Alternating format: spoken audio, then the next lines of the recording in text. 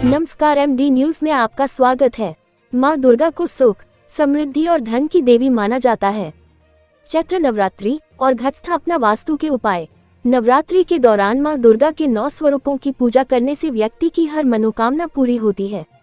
नवरात्रि के दौरान माँ दुर्गा की विधि विधान से पूजा अर्चना की जाती है। माँ दुर्गा जिससे भी प्रसन्न होती हैं, उस पर खास कृपा करती हैं।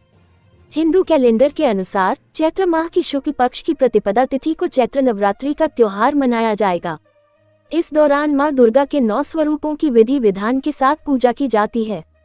इस साल चैत्र नवरात्रि का त्योहार 22 मार्च से प्रारंभ हो रहे हैं। मां दुर्गा को सुख, समृद्धि और धन की देवी माना जाता है। साध्वी डॉक्टर प्रज्ञा भारती जी ने चैत्र नवरात्रि में पूजन करने की विधि एवं घट स्थापना का शुभ मुहूर्त बताया। नवरात्रि के दौरान मां दुर्गा के 9 स्वरूपों की पूजा करने से व्यक्ति की हर मनोकामना पूरी होती है। जो भक्त पूरी श्रद्धा से मां दुर्गा की पूजा करता है, उसे माता का खास आशीर्वाद प्राप्त होता है।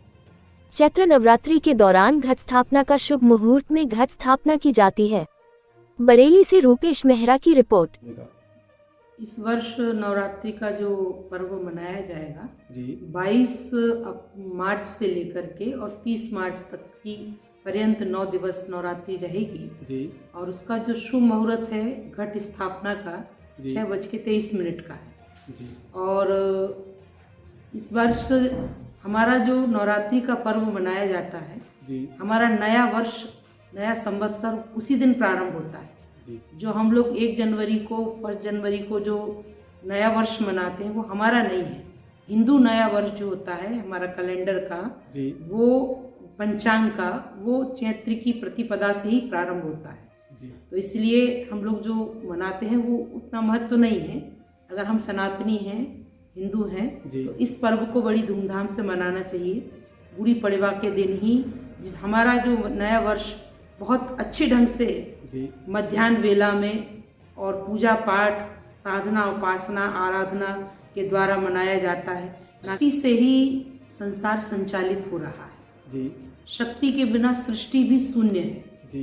तो हम लोग जो 9 दिन की आराधना करते हैं जी, हमारे यहाँ वर्ष में 4 नवरात्रियों का विधान है जी। 2 गुप्त नवरात्रि होती है जी, और 2 सब लोग जो मनाते विशेष रूप से जी। तो चैत्र की नवरात्रि का विशेष महत्व है जी। और इस नवरात्रि में तो एक भगवान श्री राम का प्राकट्य भी इसी चैत्र की नवरात्रि की 9वीं के दिन हुआ और उसके बाद चतुर्दशी के दिन हनुमान जी का भी हनुमत जयंती उत्सव इसी चैत्र मास में पड़ता है।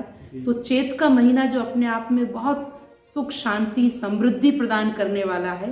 हमारे किसान बंधुओं का भी जो घर है वो अन्न धन से भरा हुआ रहता है। तो सबके पास अन्न का अभाव भी नहीं रहता है, धन का अभाव भी नहीं रहता है। इसलिए ये जो 9 दिन तक 9 देवी की आराधना करके हमें ये संकल्प लेना चाहिए कि 9 दिनों में हम केवल आराधना ही ना करें, पूजन ही ना करें, पाठ ही ना करें, बल्कि 9 दिनों में अच्छे गुणों को जीवन में उतारें और 9 दिनों में 9 दुर्गुणों का त्याग करें और उसके लिए वर्ष भर के लिए संकल्पित हों कि हम 9 कार्य ये जो हमने नवरात्रि में संकल्प लिया नया वर्ष में, ये हम ये कार्य नहीं करेंगे। इससे हमारा जीवन बहुत सुखद होगा और बहुत ही जीवन में हमें उपलब्धि प्राप्त होगी। दीदी, इस नवरात्रि में घट स्थापना की जाती है। घट स्थापना का सबसे बड़ा महत्व क्या होता है?